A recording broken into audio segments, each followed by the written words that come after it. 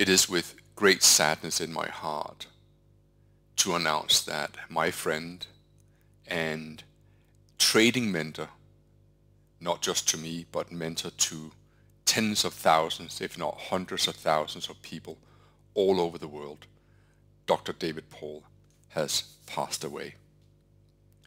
David Paul was one of a kind. In the video that I'm about to share with you, David will take you through the psychology of trading like you have rarely heard it before.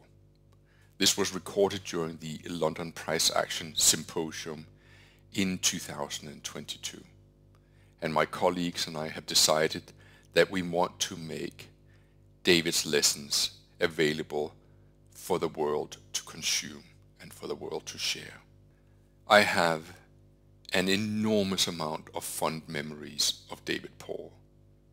Here's a couple of black and white stills from a seminar that we did together with Larry Pesavento, who is sitting, and David Paul to the left next to me. David was one of those characters that you don't see coming. He was always humble, but when he stood up and he started talking, it was that of a Presbyterian Sunday reverend. He could raise the roof, and when he spoke, people paid attention. Such was his power, and such was his conviction to his topic, a profession that he had embraced for 40 years of his life.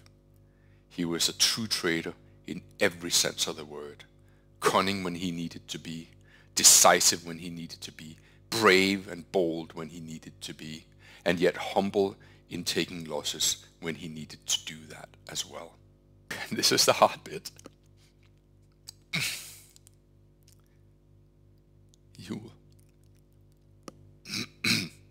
David, I'll miss you.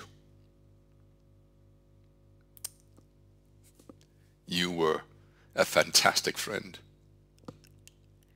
You were a great trader. I witnessed that when we shared a house together in London. You really knew when to press a winning position, and I will forever treasure the advice that you gave me when you said that when you win, make sure you win big, press your winners. And that's what I will take with me, amongst many other fantastic memories that we shared over our nearly 20 years of friendship. Rest in peace, my friend. Over the years, I was fortunate enough to, on many occasions, present at trading events and conferences alongside David. And for those of you like me who were ever lucky enough to hear him deliver a presentation, there's probably a few things that are going to stick in your mind. So from my side, the things that I always took away from any presentation he delivered was he was a person who, obviously, one of those unique person who really loved and lived what he did. He was obviously, amazingly knowledgeable, had high levels of expertise in all things trading and markets. And David and I had a shared passion, I guess, for trading psychology. But one of the things that I will always remember about him, and I'm sure many of you will be the same, was a very unique humour that he brought to his presentations and a way of delivering his messages in very memorable ways. And a man obviously deeply intelligent and with a real sharp wit, which will be a key part of David that will live with me forever. And I think David, while he's no longer with us, he is a person who's been involved in the markets for a long time, and I think he's going to leave a legacy in his teachings and in his work which people will still be able to access. And many people have been fortunate to have benefited from David's teachings while he's been with us, and I hope that he will be pleased with the legacy that he's left all of us in the teachings and in his work, which people can continue to learn from going forward. Well, good afternoon, everyone. I hope you had a good lunch. I don't know whether I'm supposed to start or not, but I think I better. It's getting late. Who wasn't here on Friday afternoon? Anybody Oh, quite a few people who weren't here on Friday afternoon. Okay. Well, I feel a bit like the comedian who comes on after the dancing girls. After the presentations that we've had over the last few days. They've just been great, information heavy. This all started for me about 40 years ago when I went off to South Africa to play rugby. And I was billeted into an office outside Johannesburg at De Beers Research Laboratories. And I was billeted into this office with an old fellow who started off life in Cornwall, but had been in Africa a long time. He's long since dead. And every day he had a routine where he would go to the corner of the office where the engineering drawings were hanging in a big filing cabinet, A0, I believe, is the... He would take the drawing, he would put it on his drawing board, he would line it up with a set square and masking tape, and out of the Rand Daily Mail, he would update the high of the day, the low of the day, the close, and the volume traded. And every day he would update about 50 charts that he was following on the Johannesburg Stock Exchange. He was making money by trading basic chart patterns, and he had a tattered copy of the Bible of that era. It was called Technical Analysis of Stock Trends by two fellows called Edwards and McGee, and Andrew had a copy of it the other day. I watched him, and I saved up some money, and between April 1981 and October 1982, I saved up some cash, and I put on my first trade. It was a trade in South African breweries, now called InBev, and it was a winning trade. And they say if your father takes you fishing and you catch a fish the first morning, well, you fish for the rest of your life. So that's exactly what happened to me. I traded on my own until 1988. And in 1988, I had a bigger Mercedes-Benz than the head of De Beers Research and Development. And that seriously pissed him off. So there is a gold stock. It's now called Sabanya. But before it was called Sabanya, one of its companies that it bought out was a mining company called Randfontein Estates. And in an era before intraday trading, I jobbed Randfontein Estates and another company called Harmony Gold Mine, up and down, in and out. And I paid off my first horse on that, brand new racehorse from Harmony Gold Mine in about 1985. And that seriously upset the wife because the next year I paid off my house because she was upset that I spent the money on the horse rather than paying off the house. So, I left De Beers in 1988, traded on my own. I had an interest in an engineering company as well. And I sold the engineering company to Smith Mining of Texas, I think in 1992. And I did my first seminar on the stock market by pure accident in 1988, and it went so well that the Technical Analysis Society of Southern Africa asked me to do a seminar, a one-day seminar at the University of Stellenbosch in Cape Town, and I did my first seminar in an auditorium just like this in 1989. Done an awful lot of institutional trading over the years, an awful lot of institutional training over the years, and I've trained all of the big banks of the world, especially in Africa, especially in Southeast Asia. I think it was because Standard Chartered couldn't get anybody else to go to Africa, so they sent me. It was great. And they couldn't get anybody else to go to Pakistan, so they sent me. But they told me I had to change my name from David to William because David sounded too Jewish. So they reckoned that wouldn't be a good idea in Pakistan. And I mean, that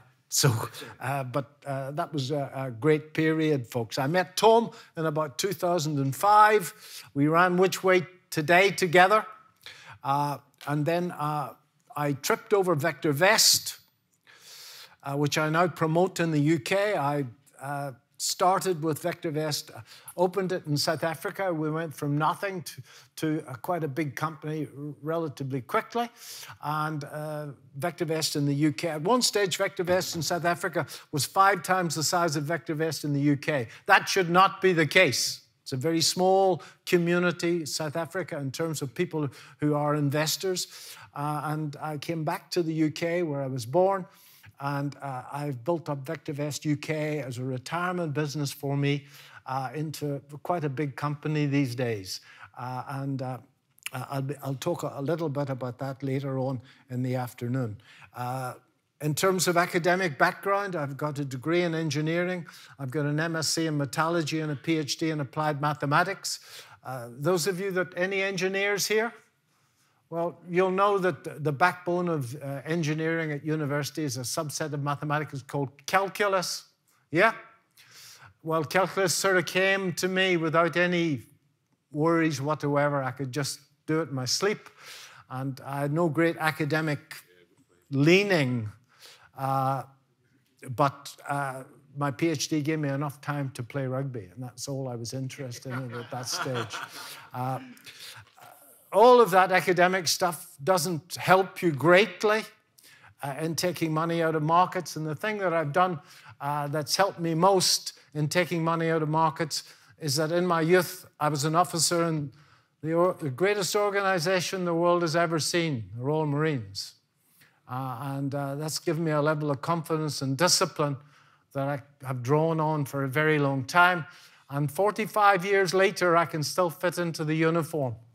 Okay, 66, unfortunately, but anybody that feels like having a go, we can have a go. I don't care who you are. Okay, so that's me, folks. There was an awful lot of questions this morning about different types of trading, folks. And it is my conclusion, after 40 years at this, is that we don't really trade any markets at all. We trade our beliefs about markets.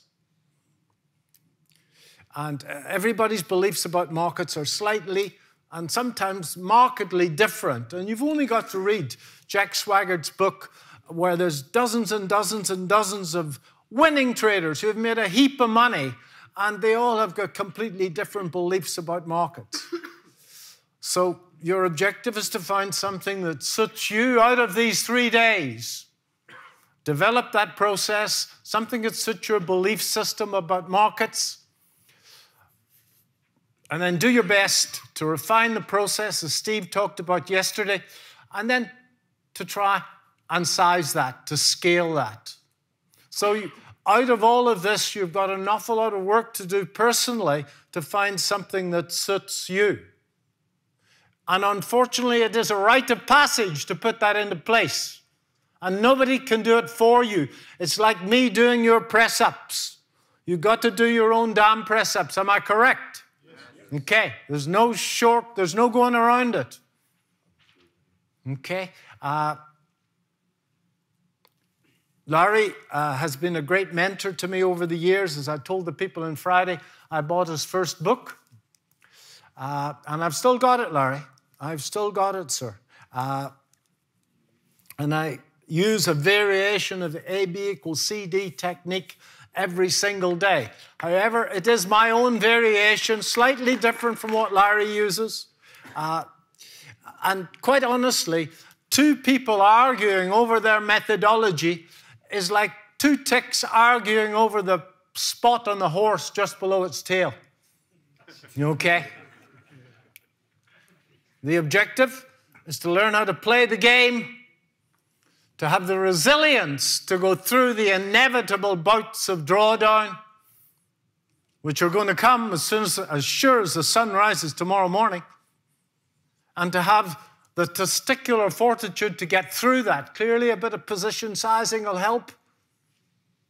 Okay, and those of you that are new, there's a great paradox in position sizing. In other words, you're sitting here today, it seems obvious, risk 1% of your account in any one trade. But I assure you, the young fellow in the blue there, you're going to do your research tomorrow, and you're going to say to yourself, well, it's definitely going to go up.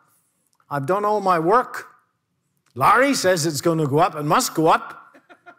So You say to yourself at a very deep level, well, if it's going to go up, let's have a big punt. You give me too much credit. Let's have a big punt. Let's accelerate the rate of wealth accumulation. So you end up having a big punt. I speak about this. I do a webcast to VectorVest subscribers every Monday afternoon and videos during the course of the week. And boring old conservative me always talks about risk. Risk, risk, risk. Christian, am I correct there? Risk, risk, risk. You certainly do. And sometimes I'm boring about it, I know, especially when markets are raging up. But we have one guy, one of my favorite stocks is a platinum mine.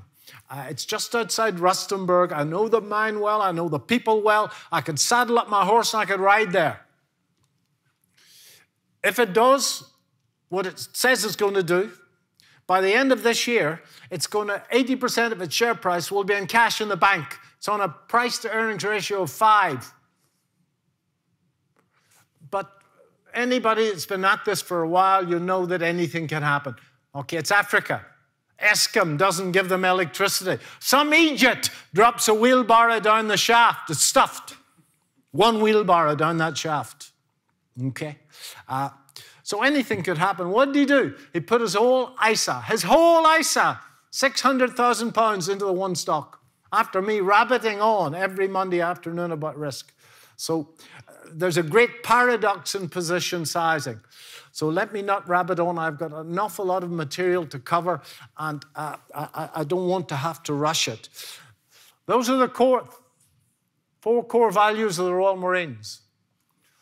Yes, unselfishness, determination, courage, and number 4, quite important, cheerfulness in adversity. Now, yesterday afternoon, Tom asked Steve the major beliefs that a successful and consistently winning trader has to have. Tom, that's my answer to your question yesterday of the 3 core beliefs. First belief, money can be made in markets. Do you all believe that? Yes. Well, there's a whole industry out there saying that you can't. It's called the asset management business. They're saying, we want your money. Okay? I frequently get brokers coming to us at VectorVest. They want to recommend me, for me to recommend them clients, and they'll give us a backhander. And they say, well, they're looking for clients who try it themselves, screw up, and then they'll move in and take their money. That's what they want. So there's a whole industry out there trying to tell you that you can't make money in markets. The second thing is I can make money in markets. And that's going to take a bit of work, because the market will do its damnedest to prove to you every other day that you can't. And then I deserve to make money in markets. And I can help you with that, but I think maybe your mother would be better. Go and have a chat to her. And maybe you've been harshly toilet trained. I don't know, okay? But the whole concept of self-esteem is really, really, really important. And if you nip into Waterstones down the corner here, they have a whole row of books on self-esteem. And I can't imagine they're philanthropists. They're there because lots of people are buying them. So that's my best shot at that question that Tom sent to Steve yesterday. So what do I do? Well, I trade intraday. These days, mostly the S&P 500. I used to trade intraday Forex, and I haven't given up Forex, but I decided that when I'm speaking to VectorVest clients that trades in the S&P 500 are in sync with the stock market, and that just makes a great deal of sense. Okay, so I swing trades lasting 2 to 10 days, stocks, Forex, and futures.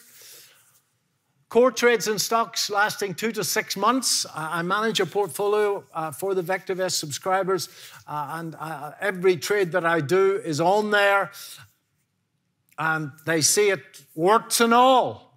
Pretty much the same as Tom does in his Telegram group in a different time frame.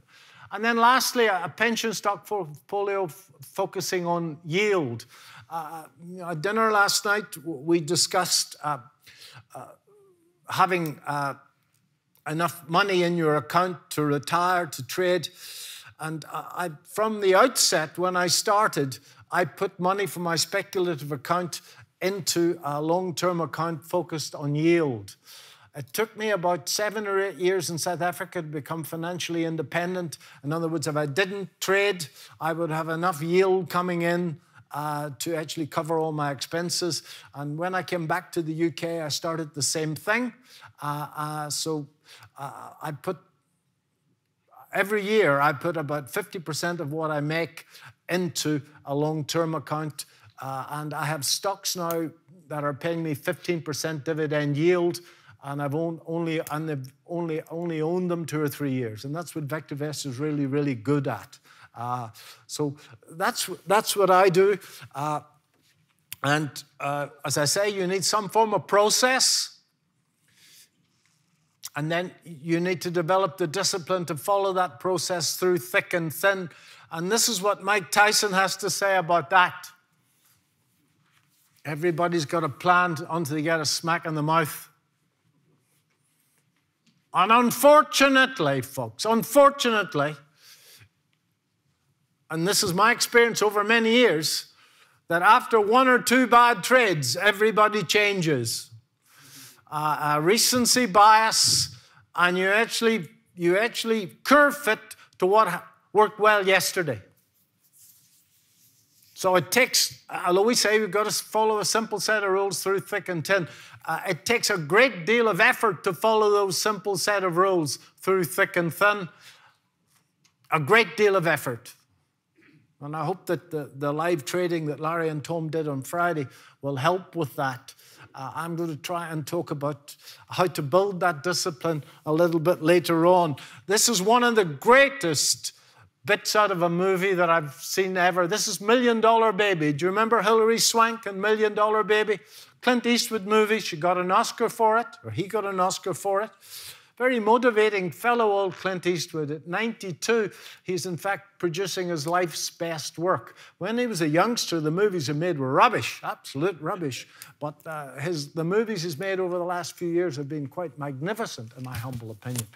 So Hilary Swank is working the old jobbing bag, and he didn't want a woman in his gym. And he got that wonderful Clint Eastwood stare. You know that stare? And he said to her, "Are you working the bag or is the bag working you?" I'll never forget. I say that to myself. That's the first thing I say every morning when I go near that trading screen. Okay? Are you working the bag or is the bag working you? In other words, are you reacting or are you sitting and preparing and waiting and patiently waiting for your setup to turn up? Helps me a lot, that. As I say, we're all quite different. And Dr. Brooks spoke about this, a methodology. And the most important thing about that methodology is that it has to I think the first person who put this in paper was a fellow who died recently called Van Thorpe, who I knew reasonably well. And he said, he called the whole concept of an edge expectancy. And in simple language, you've got to make more when you're right than you lose when you're wrong.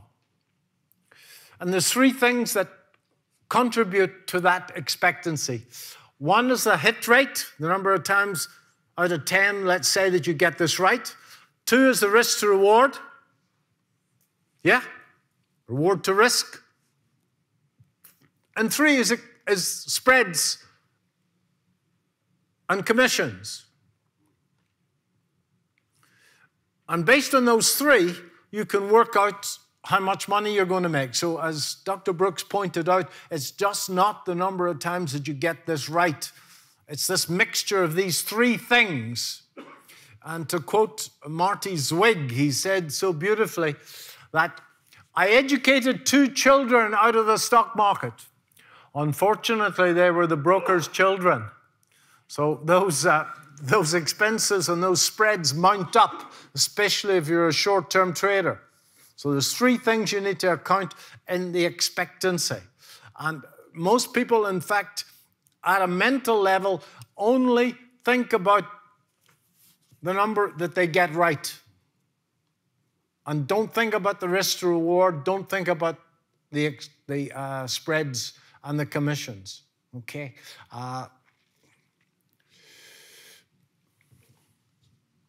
We need to manage our money very well, and I'm going to make a case for adding to winning positions. And clearly we've got to manage ourselves very well. And clearly Steve handled a great deal of that much more professionally than I can do it. But I'm going to give you my own thoughts on that.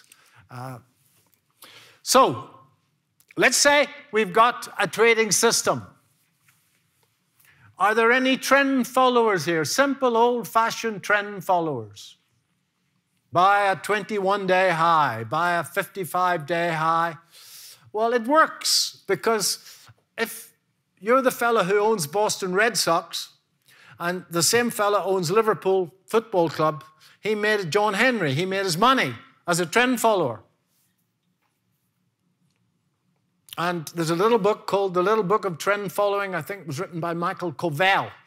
And he puts together 20 or 30 guys who've made a fortune just simple trend following. Well, the hit rate that they have, folks, is less than 50%. In fact, about 38% of the time they're correct. The rest of the time they get bounced around. But it's a very profitable system, because you can make lots more when you're right than you lose when you're wrong. Emotionally very, very difficult. Swing traders can get it right, let's say 60% of the time, as Dr. Brooks said a while back. And I think that if you're in the stock market and you play a strong edge, you can certainly get it right, I think, about 70% of the time. And in the stock market, I follow a methodology broadly similar to what two of the market wizards use. Bill O'Neill, do you know Bill O'Neill, Larry? Yeah, quite well. I know him very well, yes. He had a birthday the other day. I sent him a card. His protege, a guy called David Ryan, where we put together strong earnings growth and a strong trend. And that has worked for me for a very long time. And that's the basis of the Vector Vest methodology. So why is this so darn difficult? Now, Larry, and I've read a lot of Larry's detailed work, has gone into this in a great deal of detail. But this is just to give you a very basic idea of how your mind can play tricks. So let's say that you've got a trend following system and it's right 5 times out of 10. Would you all agree that if you make twice as much when you're right as you lose when you're wrong, 5 times 2 is 10 and 5 times 1 is 5, so you should make 50 pence. If you bet £1 on every trade, you should make 50 pence every time you trade. Would you agree? Yes. 5 times 2 is 10, 5 times 1 is 5. Yep. So you make 5 out of 10. You've got a positive expectancy system. So that can be very profitable. But folks, the probability of a bad one is a half. Would you agree? Now this is going to really tax the mathematically challenged. What's the probability of 2 bad ones in a row? Half times a half, which is 1 over 4. Just toss a few coins and you'll find this out. A quarter. What's the probability of 3 bad ones in a row? That's it. Every 8 trades, you've got 3 bad ones in a row. That is a mathematical certainty. Every 16 trades, 4 bad ones in a row. Every 32 trades, 5 bad ones in a row.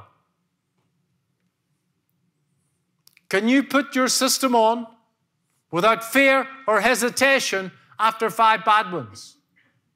And that's 5 out of 10 is a really good trend following system. So you get clusters. And quite honestly, it's not the clusters of bad luck that really get you, assuming you've got a reasonable position sizings. It's the clusters of good luck that get you, because I think Mark Douglas writes about this. He says that between your ears, you've got this little thing, pituitary gland. And it is responsible for all the emotions. So, sir, when you fell in, who was the guy who was making love to his wife the other afternoon in the seminar? Was that you?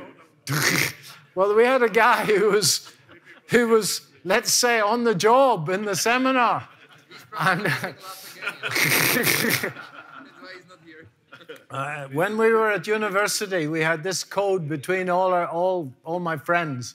And we never made love to young ladies. We always stuck England into bat. That was the expression, okay? So let me get over that one. So when you met that young lady of yours, the pituitary gland was sending out all this emotion. And you remember that night you were floating on air, sir? Yeah. Okay. When I come out of the gym after a good session, I'm no longer 66. I'm 18 and I'm back in the Royal Marines and I'll nail anybody in sight. Okay? So after one good trade, two good trades, three good trades, you change, folks. You completely change. And you say, sod all that position sizing bollocks. Let's accelerate the process of wealth accumulation. So you trade bigger and bigger and bigger and bigger. My son is a classic at it. Okay? And that's why he always needs to borrow money. If I could find a leading indicator better than WhatsApp messages from my son as a leading indicator of him wanting to borrow money, there's nothing like that in the stock market, okay? As soon as the WhatsApp messages come, how are you? You know that there's a request for loot on the way. Let's say you can get to 2/3. I think you can get there, folks. You need a bit of discipline to stand aside and to wait for everything to set up. And I think that my system of the Wyckoff system with simple springs and upthrusts that I'm going to speak about later will get you there. But you don't trade the way Dr. Brooks traded this morning. You'd be waiting for half a dozen good trades a week, not 20 a day. I think you can get to that 66 out of 100, but there, 4 good trades, you've got every 81, you've got 4 good trades. So as you go that way and you sit and wait, the emotional hurdles go down. So if you can sit in your hands and wait, then it becomes much, much easier to execute because the clusters of bad luck go away. And if you can get to 8 out of 10 right, and sometimes you'll get a period where you'll find the clusters go away immediately. So these clusters are real, okay? Now, there's a great temptation to say that these things happen to everybody else, they don't happen to me. But I assure you they do, okay? And this is one account. Now, I don't know if Tom is here, but when Tom came down, Tom, when you came down to see me at Nedbank, you remember that time? That time when I wasn't allowed to go out after dark? That's correct. That's correct. And he did, yes. And he also, the airline lost his suitcase. So he was in the seminar in a pair of Bermuda shorts and a T-shirt. Everybody else was suited up. And Big Tom was in the corner in his Bermudas. Tom, that guy that sat beside you that day, you won't remember. He's called Mohammed, Mo. This is his account. He's got $1 billion under management at Greenlight Capital in Connecticut. And that's his account. And you can see the clusters of good luck and the clusters of bad luck coming in there.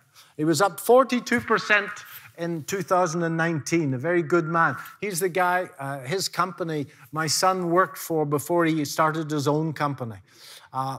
And 5 losers in a row after 32. The fear of, this is Mark Douglas's fears, folks. Fear of being wrong, the fear of losing money, the fear of missing out, the fear of leaving money on the table. And those 2 fears, 1 and 2, and certainly for men above 50, and there's a few of us here that are above 50, the fear of being wrong and the fear of losing money is much, much worse than death itself. Okay, we're going to die anyway. So, but the whole concept of being wrong or losing money, this is slightly cynical, but I want you to think about this. What is your true motivation for being in the market? Are you in the market to make money, or are you in the market to solve a puzzle? I'm going to leave that with you to think about. To make money, there's nothing to think about it. What's there to think about?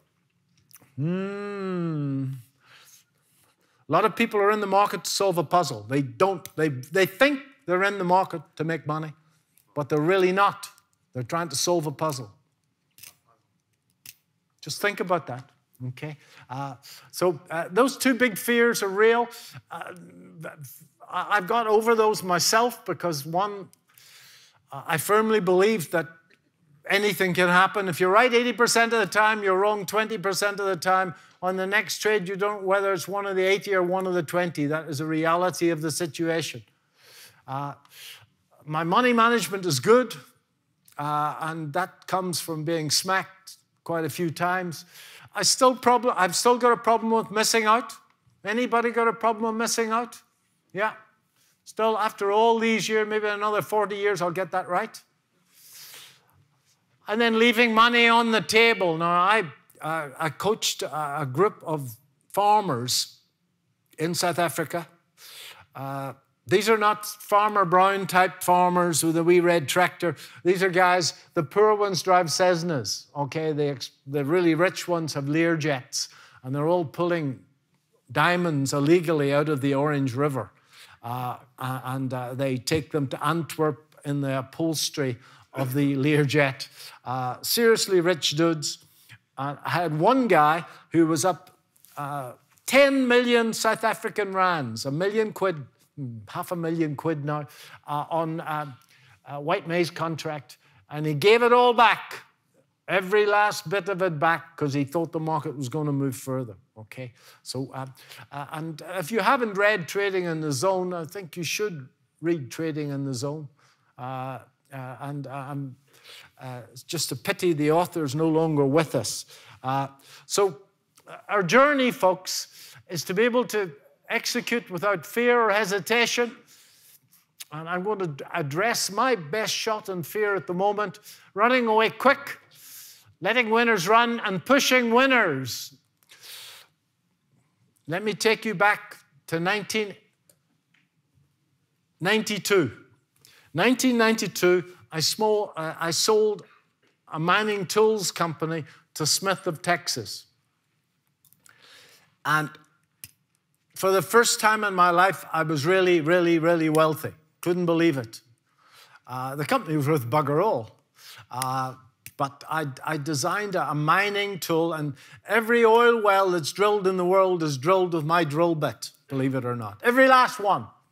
And it was something that I took with me out of De Beers, and I developed it on my own.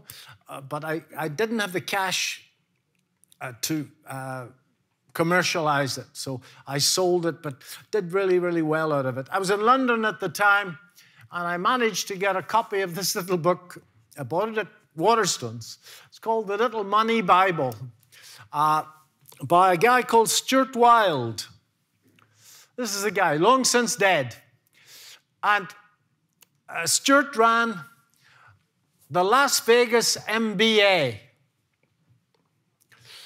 And the theory was that if you could go to Vegas and win and take money off the casinos, that making money in business would be a piece of cake. So I didn't have anything better to do. I went to Vegas for a month to learn how to play blackjack and roulette and craps. Craps, my favorite game. Now, I've never gambled, and I come from a Scottish Presbyterian family where gambling was looked upon as the work of the devil. And by the way, they're largely correct in that, I think. But I had a friend of mine who was a psychologist, not a trading psychologist, and he said that I would actually benefit from learning how to gamble to become more aggressive in my trading. Okay, so I thought it was a good idea. So I went off with Stuart to learn how to play roulette mostly.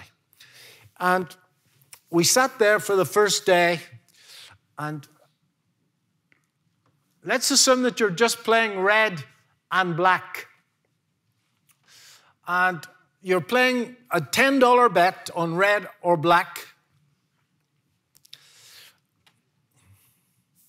And you bet $10 and you make $10, and you've got 7 winning trades in a row, you make a miserable $70, right? Da, da, da, da, da. Now, one of the methodologies that's proposed by the casinos and the casino books is that what's called the martingale betting system.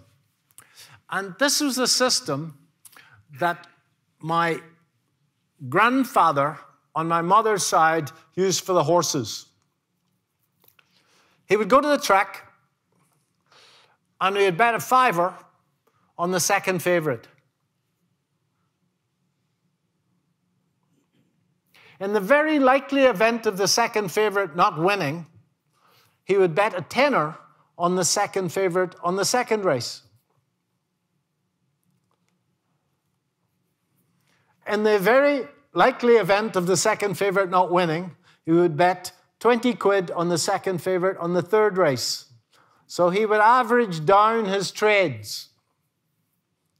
And frequently he came ahead, did well at that, and he had a bit of fun.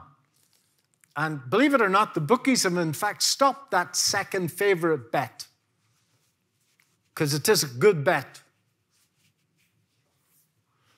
So unfortunately, with the martingale system, if it goes against you, you double up, and by the time you get a winner, you've got to bet $1,280 to get your $10 back. Not good. So here's what Stuart Wilde proposed, and this is when I first was alerted to the power of adding to winning trades. This is where it all came from. He proposed in our course, which lasted nearly a month, a Nanty-martingale system, which I still use on the roulette wheels to this day, where if we have a winning trade, wrong way, David.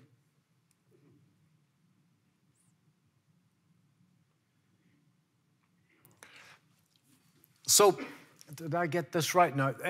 There is we lose and we just keep betting. So with a reverse martingale, if we have 7 losers in a row and then we get 1 win, we lose a miserable $60. But if we add when we've got a winner, we in fact make $1,270. And when we lose, we go back to the basic bet again.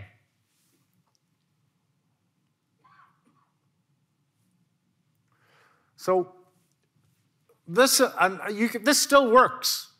So if you go to the casino some night and you play red and black, okay, there's a little white ball, which is the spread. Same thing. You'll get a wheel that is not trending, where you get a red, a black, a red, a black, a red, a black. And if you get a wheel like that, well, you don't lose much money. If you get 3 or 4 in a row, you lose 3 times, 4 times your bet. But the trick is that when you get a red and you win, you double up. And you'll find that the wheel trends just like a market. Now, there's a little scoreboard. The next time you're in a casino, go down to the end of the table and have a look at the scoreboard. The electronic scoreboard. And you'll see long runs of red, long runs of black. So when I see a red, I double up. And I probably double up for the 3rd time. Da, da, da. Make good money. And then as soon as you get black, you lose 1, you go back to the basic bet again. Da, da, da, da. That works. Exactly the same way as a market. So from that, from that month in Vegas, I first decided, way back in 1992, that the way to really accelerate profits was to add to winners.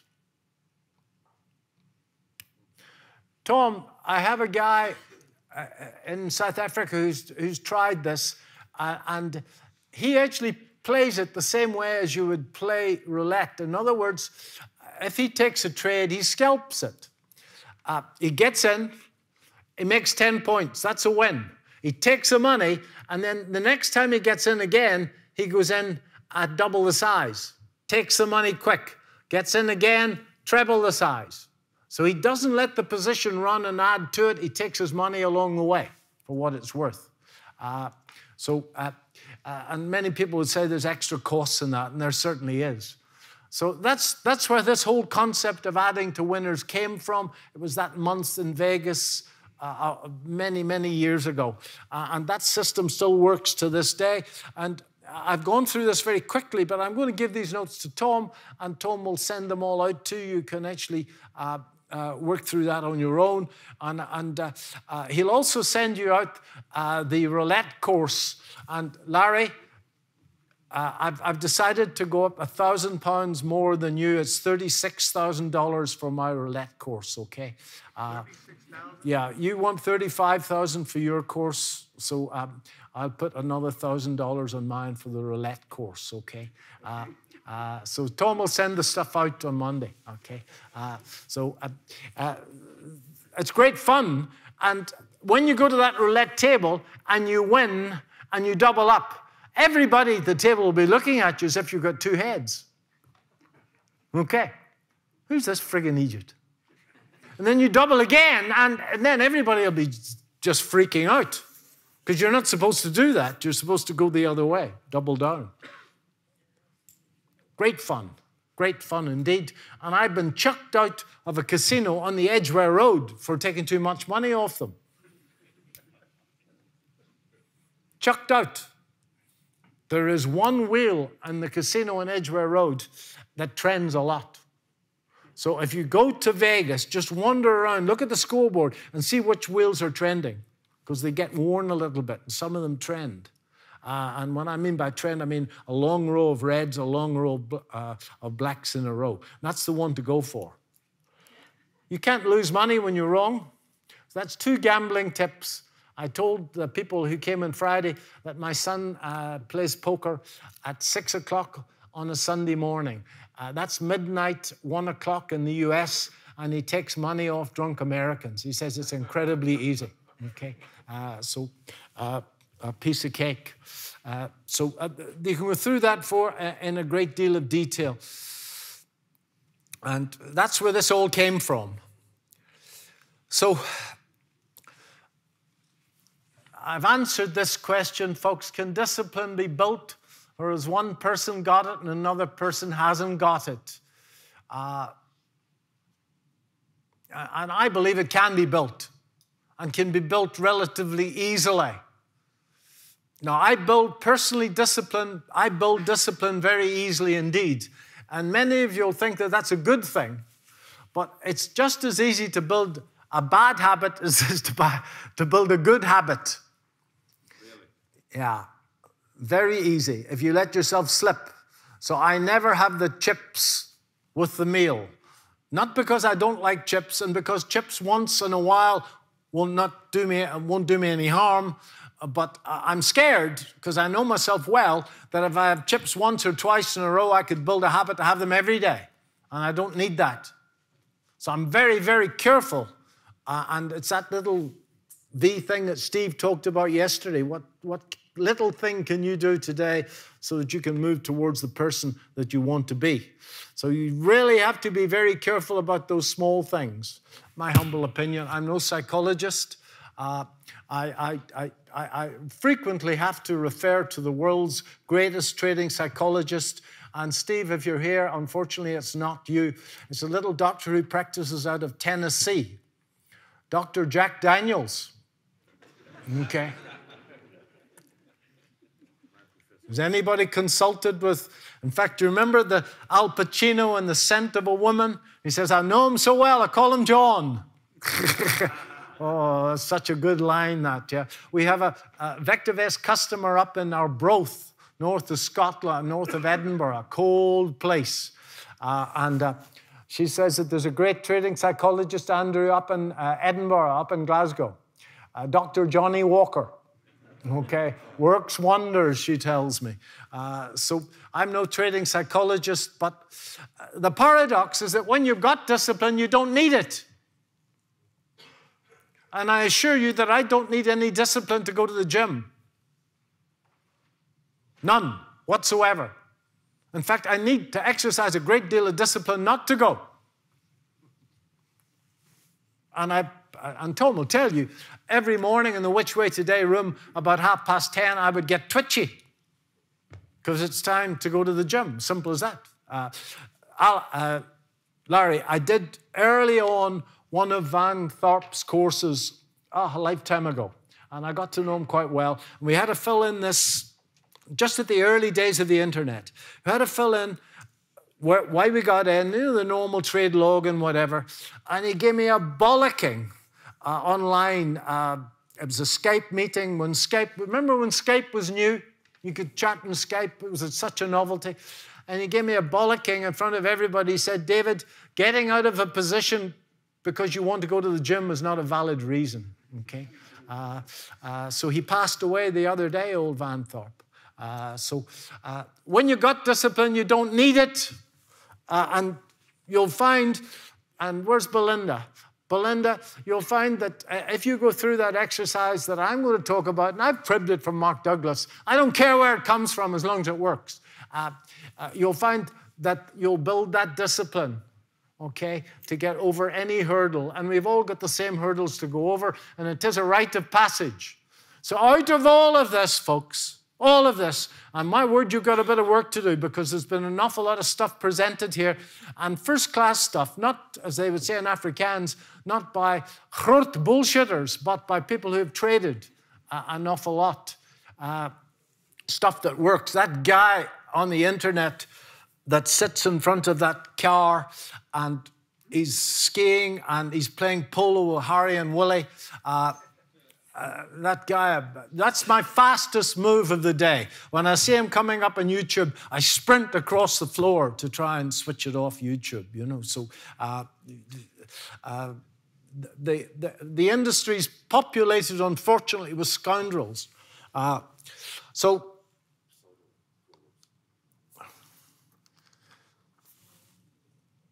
I think I put that in twice. So I used to do this as a business, believe it or not.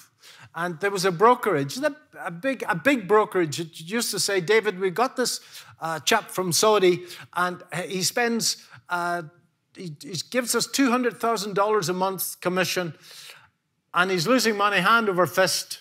We can't afford to lose a comb. Can you go and sort him out? So I would sit there for 2 or 3 days going through the trading discipline exercise. I don't do it anymore. I just couldn't be bothered, to tell you the truth. And I had a fight with the last one that I did it with. But it was a very profitable time. It taught me an awful lot. So here's what Mark suggested. You need to decide on a system out of all of this that suits you. And my challenge to you folks is to resolve to follow that system for a batch of trades without changing the rules. Who's been through that exercise already? Okay, well, that's wonderful. Tom has, I know, many times.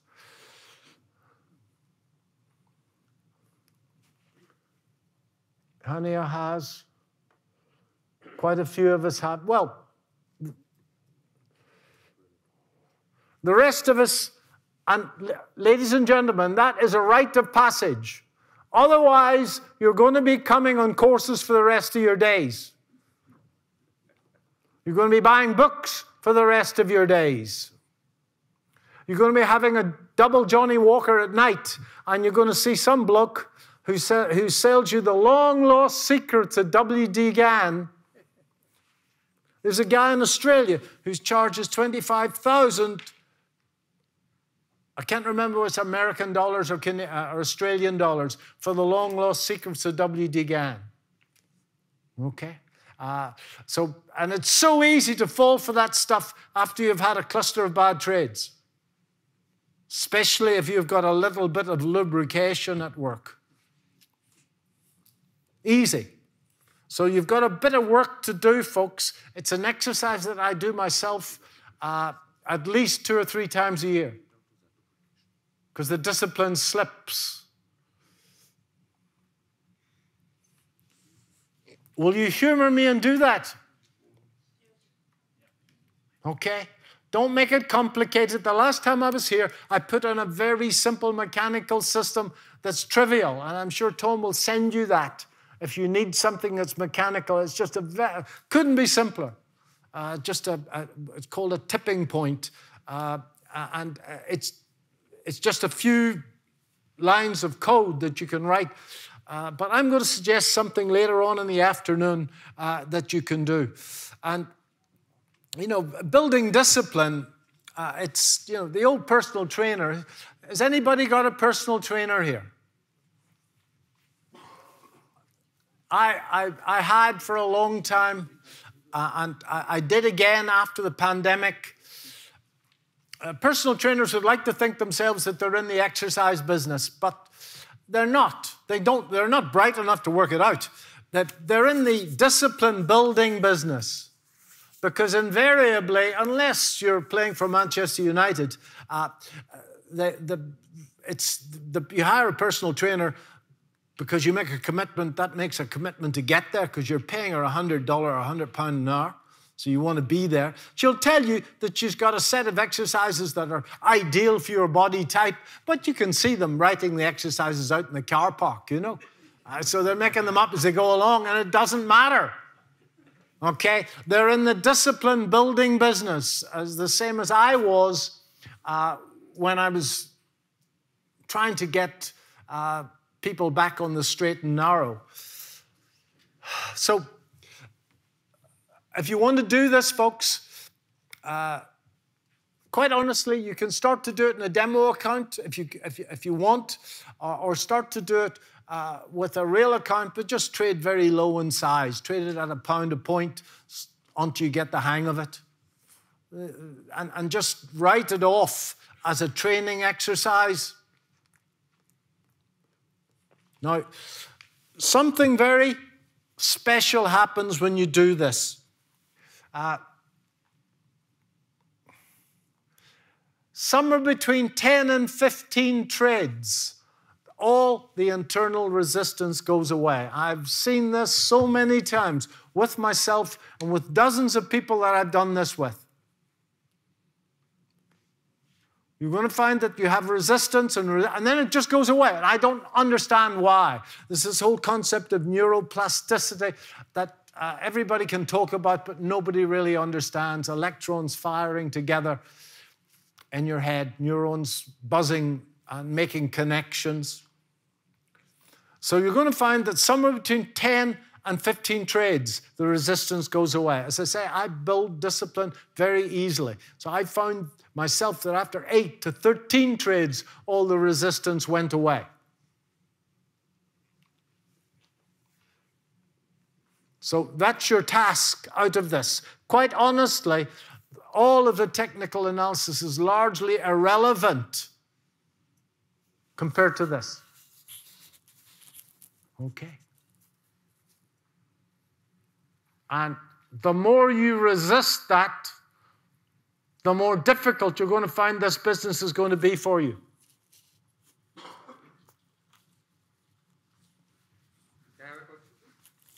Of course. The purpose of this is that you make 10 to 15 trades. 30 trades. 13 trades. 30, 30. 30. And then what's supposed to happen? You're going to find your resistance to following a simple set of rules melts away. just melts away. Now, maybe you haven't got resistance to following a simple set of rules. That would make you very special. That would make you very special indeed. Most people have. Special in the different ways. I am. I'm special in the different ways. Not this. Okay. You pick whatever methodology you want. Makes no difference to the exercise. Anyway, it's worked for everybody that I've put them through it, that have been honest enough to do it. It's worked for them. Now let's tackle fear, folks. The condition of fear, the first trading fear, is divorced from any true and immediate danger. Would you agree? And it is my opinion that you can always cope with the present moment, but it's very difficult to cope with the future. Now, I was taught this in the Corps, in the Royal Marines, that when some other sword's firing at you, or you're going into a conflict situation, that the key to managing that is to keep your mind incredibly present, not focused on the past, not focused on the future, but totally focused on what you're doing now. And I assure you that when some other sword is shooting at you, that you get there quite quickly. As that thing wings over your head. Sorry, guys, you're making a noise there. Okay.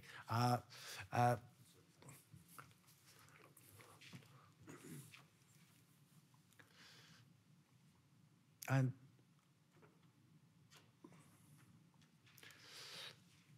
it is my humble opinion that it's impossible to feel fear in the present moment. And that's why on Friday I asked you to complete that exercise at dinner, where you do your best to go through dinner focused on what was happening then. Did anybody try that? How did you find that, anyone? Pardon, sir? It didn't work. It's difficult. Yeah, it's difficult. I was fine. She wasn't. Okay. She wanted to know everything. All right. Well, I think that if she directed the conversation that way and you addressed that, then you were present. Okay? You were okay. I think one of the challenges that I think about myself a lot, and I'm lucky enough to live in a lovely part of London. It's a picture-perfect square called Pembridge Square. And Kensington Gardens is just on my doorstep. And I do my best to try and walk in Kensington Gardens and to be totally there. And you'll find that your mind comes to distractions very frequently indeed. It takes quite a bit of practice to stay in the moment, to be totally there. You can get better at it. I'm going to suggest 3 ways that you can get better at it. And I know you all want to get into charts and whatever, but I think you've had a lot of charts by now. I'm going to go into charts in a moment to keep you happy. It is my opinion and observation over many years that all winning traders are very present people. They're focused on what's happening now in relation to their trading rules. And I've found that building presence into your trading is essential to get that 30 trade exercise sorted out. And Tom talked about this on Friday, I think, where he made you work through the exercise of being on a motorbike and turning the throttle. At 50 miles an hour, you're watching everything that's going on. At 70 miles an hour, well, you're reasonably focused. And when the little pointer, or whatever they have these days, goes up through 100 miles an hour, you're not thinking about what you're going to have for dinner. You're totally and utterly there. 100. It's not so much. No, well, take it to 150 then. Okay. They're all different. Okay. But there is some point where you'll be focused totally there. Okay. And that's where you want to do your trading. Have you all been to that point? Have you all turned the throttle? Yes, yes. And that's where you want to be. And when you're there, time doesn't exist. So if you're at your desk trading, and you're trading on the time frame that Dr. Brooks spoke about, and you're watching the clock at the same time while you're not present, and you're going to find it in your best trading sessions from the open right through, opens 2:30, right through to 4 o'clock, 4:15. Time just disappears. Does that happen to anybody? Or time just completely disappears? That's a really good sign that you're there. Time does not exist in the present moment. Just flashes past. I remember once upon a time, I flew from Heathrow to New York City, and beside me was the fashion editor of Vogue magazine. She was lovely. It was my shortest ever trip to New York. I think, in hindsight, it was probably her longest. So, time just sort of contract. I was totally and utterly there. My word. In the trading rooms in the city. Who trades in the city here? If you trade in the city, a young lady is known, excuse this chauvinistic moment, ladies, as a belter. Okay, she was a belter of note. There are degrees of belters. A bit of a belter is even more of a belter than a belter. Okay, a bit of a belter, okay. Chauvin, please excuse me that one.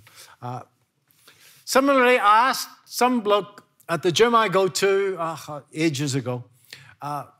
He's just come back from a trip to the hard bit of Everest.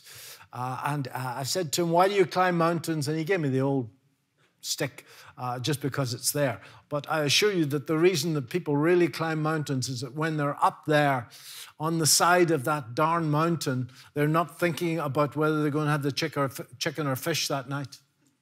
They're totally and utterly there. Special force soldiers that have seen battle very rarely settle in, because in the heat of the battle, they can be in the present moment for many hours and days at a time, and they struggle to go back to normal, and they become quite difficult to manage and normally end up blowing their brains out.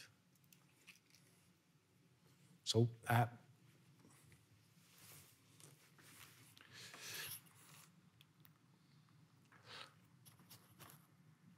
intense presence is required when a certain situation triggers a reaction with a strong emotional charge. And we've all got people, I think you would agree, that cause you to get really upset. And believe it or not, those political mean-minded SOBs are doing you a favor. Now, the first method of building presence, and you can get really good at this, is by becoming totally present when your self-esteem is not being threatened. And I assure you that little bar bouncing up and down can threaten your self-esteem or going against you. So when you're walking in the park, when you're at dinner, do your best to be completely there. And very quickly, your threshold of presence will grow.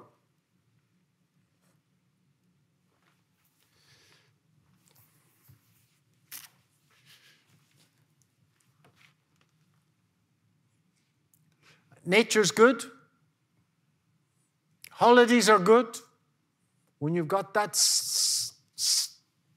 and you're watching Niagara Falls, you're watching Victoria Falls, you're watching a polar bear, Steve's polar bear, meander around somewhere or other in the Antarctic.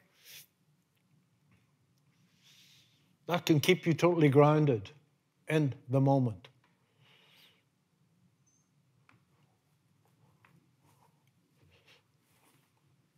You can go through these at your leisure, folks.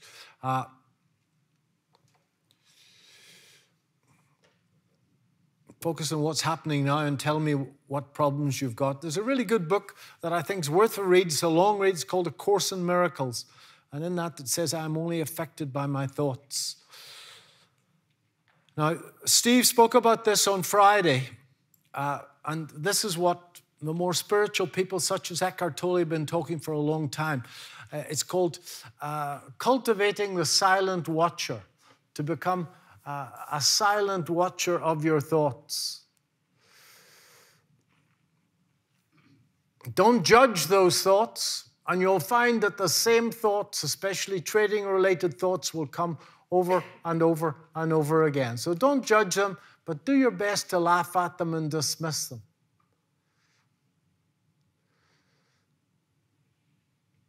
So get yourself to a point where you're watching your own thoughts, and you'll find that the thoughts will come and they will act like a room full of naughty children.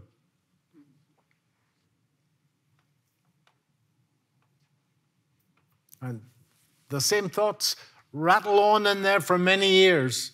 Don't believe everything you think. And the final method of building presence is to try and get the reptile brain and the more conscious brain in sync. And invariably, there's a half a second lapse between the two. And in fact, I was speaking to a young man on Friday who'd just done a course on that from the same chap in Cape Town that I quoted on Friday. Something will happen. For example, on your desk, there's a pen. Have you ever knocked a pen off your desk and you've caught it and you can't believe how quick you are? Has that ever happened to you? And that's because the reptile brain has reacted to this pen falling half a second before your conscious mind got that thought through to you. That's what's happened. Similarly, when somebody chucks a ball at you fast, you duck, chucks a ball at you slowly, you catch it. Ball coming slowly gives the conscious mind and the reptile mind time to actually work together. So I think your mother always told you that before you're going to hit somebody, take 3 deep breaths. Did your mother tell you that, sir? Just about to deck somebody? Take 3 deep breaths. Well, I think that 11 deep breaths is what the old Buddha spoke about. To try and put yourself, and the real reasons to keep the reptile mind and the more conscious minds in sync. There's a half a second lapse between the two in a danger situation. And that half a second is responsible for many of the emotional errors that you make. Where you resolve that you're going to let this run. And all of a sudden you take your 2 ticks profit. And then you swear to yourself that you're never going to do that again. And the next day you do the same damn thing over again. That's that half-second difference between this fella, whose job is to keep you alive when a tiger is about to nail you,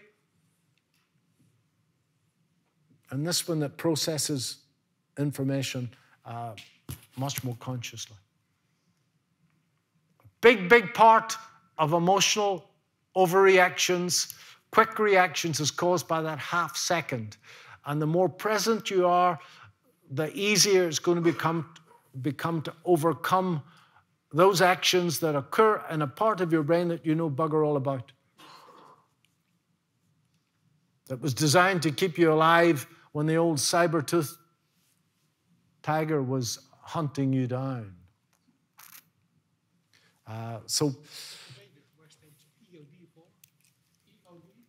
End of day traders. End of day traders. So if you're sitting at your computer in the evening and you've got some decisions to make, then get yourself into the zone by taking 11 deep breaths. I think of all of the methods of building presence, cultivating the silent watcher is the most important. Now, I quoted a book on Friday. It was called Practicing the Power of Now. Kathy here spent 6 weeks, I believe, studying the book. I did an awful lot of mentoring at institutions, and they used to look at me funny when I actually handed out a copy of Practicing the Power of Now at an institutional trading seminar. And all traders live in the present moment. All big winners live in the present moment. Golfers live in the present. All good golfers live in the present moment. All good tennis players live in the present moment. In fact, there's a book called The Inner Game of Tennis by, is it Golf by Tim Galloway?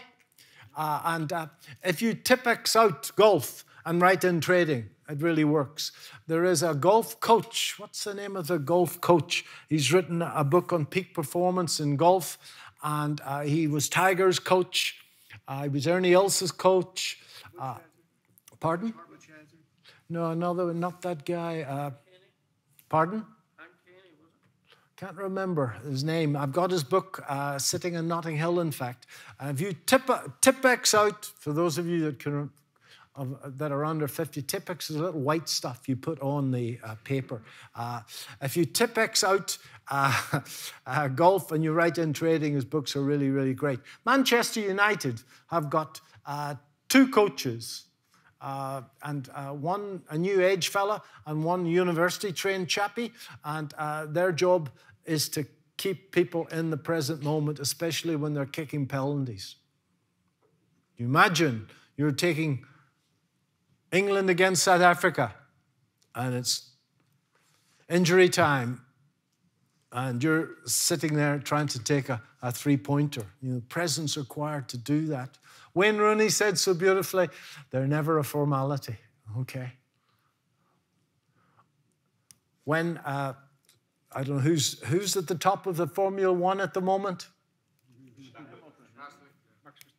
Okay, well, they are all coached to be in the moment when they're in their little red car, or whatever color the car is. To stay there. All winners in every endeavor, folks, live in the moment. Now, I think it was Belinda asked, or somebody asked Tom yesterday what his goals were. I don't know who that was, but it is my view, folks, that we all should have some goals, yeah? And then forget about them. Maybe break them down into steps and to do our best to be fully in the moment and put everything into that one particular step. Review your goals once a week, but if you get to a point where you're continually chasing that goal, you lose this moment. So, by all means, have goals, by all means. And I think we all should have. But don't allow this moment to become a stepping stone to a future moment. So, I don't know what your goals are, but certainly break them down.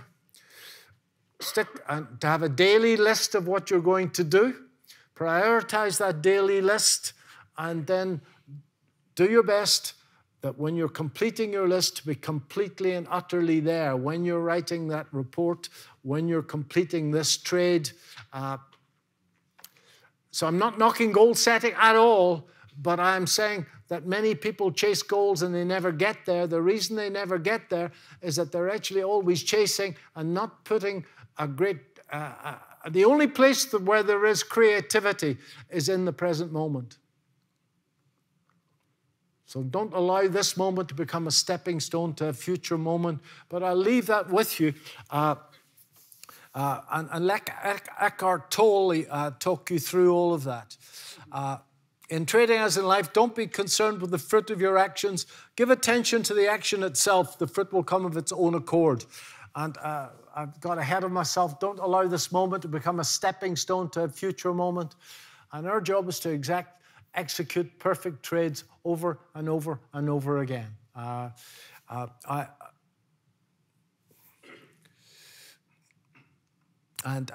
think I've hammered that to death now.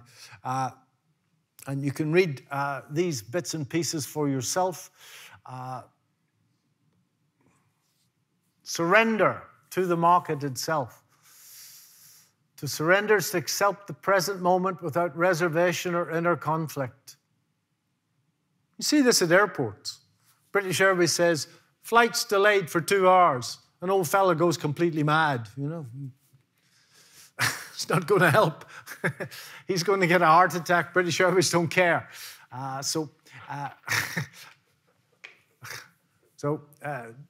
To be able to surrender to the markets is quite something. Non-surrender hardens the shell of the ego. The market is perceived as threatening. The market is now your enemy, and it's quite common to hear traders swear at the screen. When you have an expectation, I was speaking to Belinda about this earlier. When you start, who's brand new here? Is any people are brand new or consider themselves brand new? A few of us, not many of us, a few of us. Well, you've got a huge advantage, sir, because as you're new, you probably don't know anything. When you don't know anything, you've got no expectation to be able to work out whether the market's going to go up or down. And you'll find that you make a heap of money.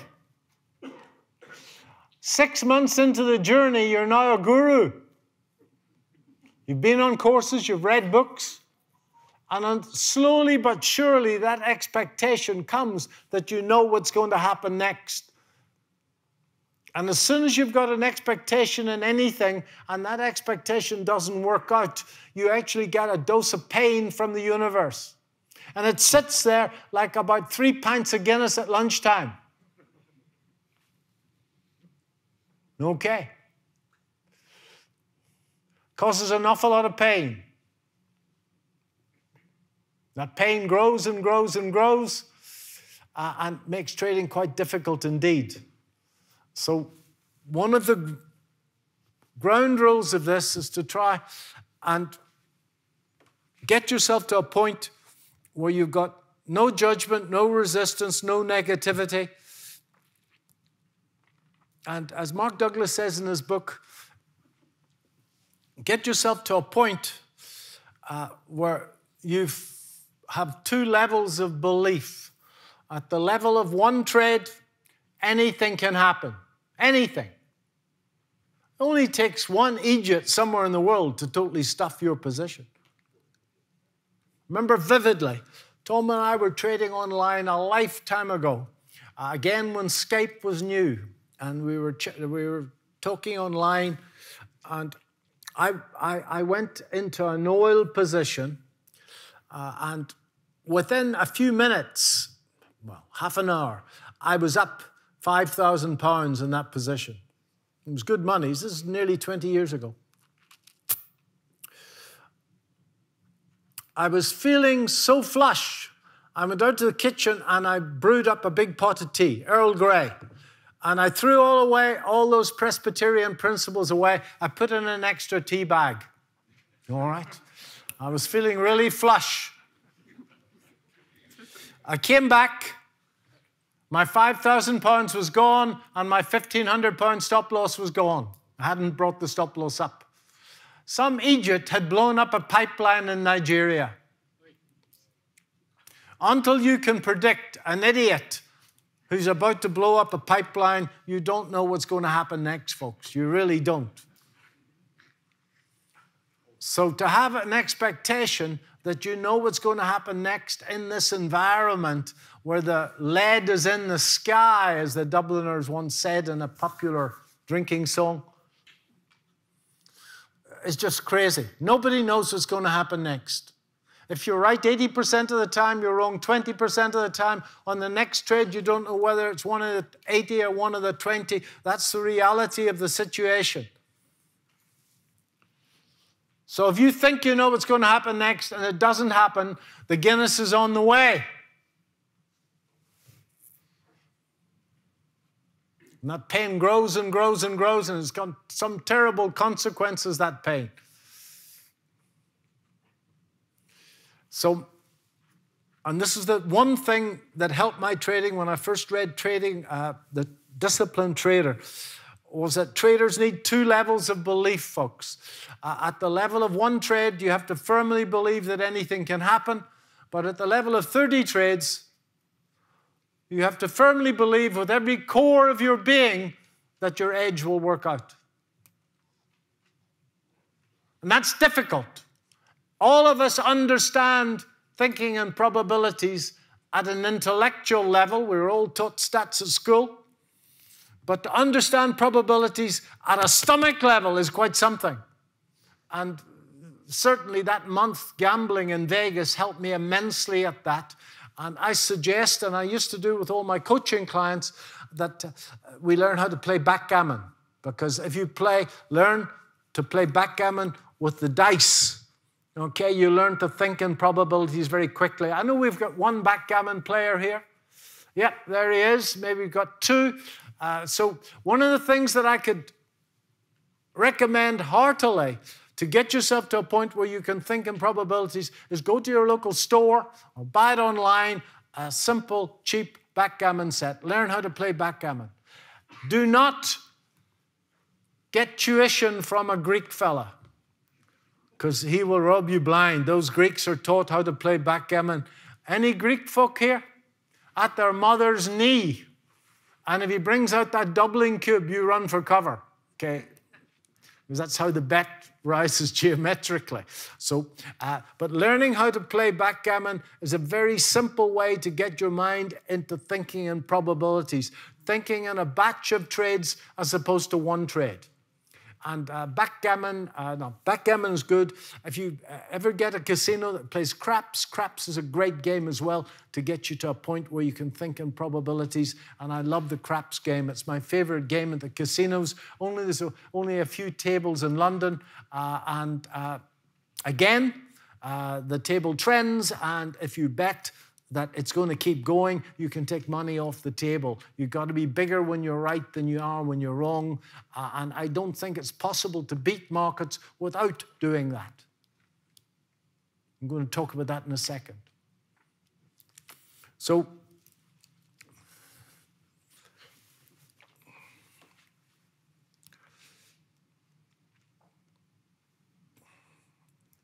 and here's my metaphor for this, folks. And this is something I would like you to think about.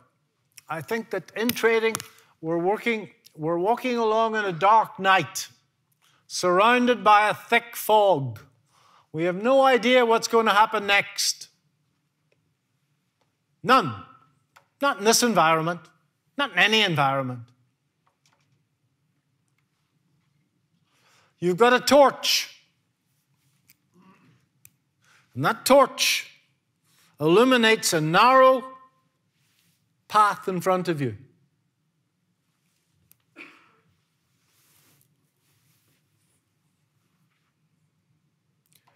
The fog is your life and the ups and downs of the market. The torch beam is your conscious presence. And the focused, clear place ahead is the present moment. That's my metaphor for what I've just been talking about.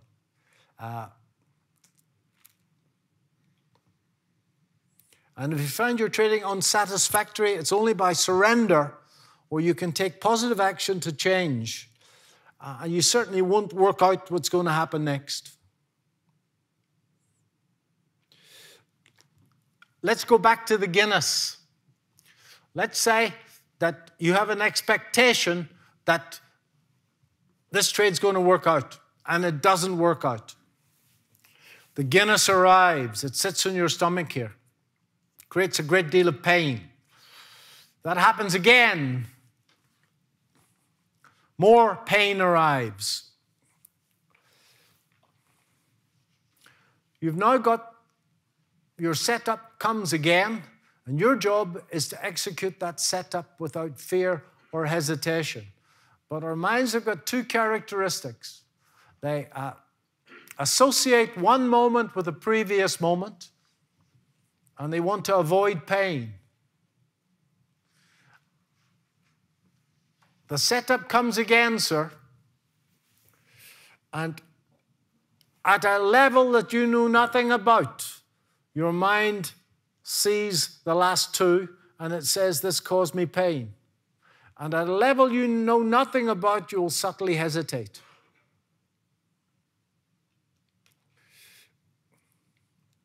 Has anybody ever hesitated to take a trade here? That's the reason why. And the way to get over that is to stop the pain.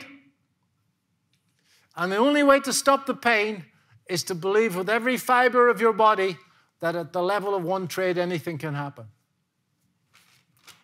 So if you have pain, it's because you haven't fully accepted that fact.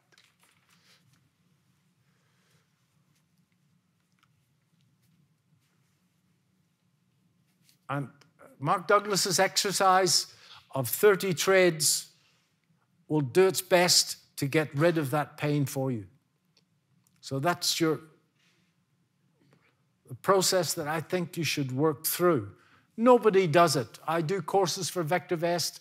There's 100 people in the course. I say to them all, every last one of them, I want you now, first of all, to write out a trading plan for me and send it to me, and I'll critique it for you. Out of the 100, you get 5 people who send it back. And out of the 5, you get 3 people that do the 30 trades. It's difficult, and I can see in your faces that these clusters that old fellow is talking about, in fact, don't apply to me. So this is an exercise that has to be done, in my humble opinion. It is a rite of passage. Tom has done it and done it 100 times. Belinda, that's your next step, girl. I'll work with you all the way, okay?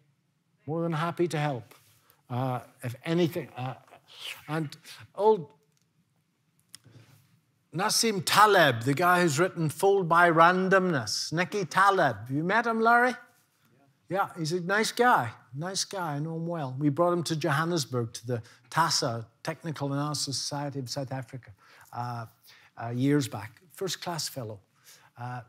He says that a Stoic is a Buddhist with attitude. So, and if you like to read like me, there's a book written 2,000 years ago by a Roman emperor, all in Stoicism. Very useful read, Marcus Aurelius. Anybody read it? First class stuff, isn't it? I read too much, probably. So, Tom, do we need to break, or do you want to go right through? Yeah, I think maybe a 10-minute break. Yes. Yeah, okay. And then I promise you guys, we'll move into charts where you'll all be much happier, all right? You'll all be... Yes, of course you can. What was that question again? If you are that good, then why are you still standing here? Okay. I'm just answering the question because everybody's thinking it, you know. He's selling VectorVest, and he does the odd seminar. This is the first seminar I've done since the last seminar that Tom and I did together. But I think that the answer to that is that when I'm up speaking, I'm never more present. I'm actually more present when I'm actually speaking to a group of motivated people like yourselves than I am when I'm trading.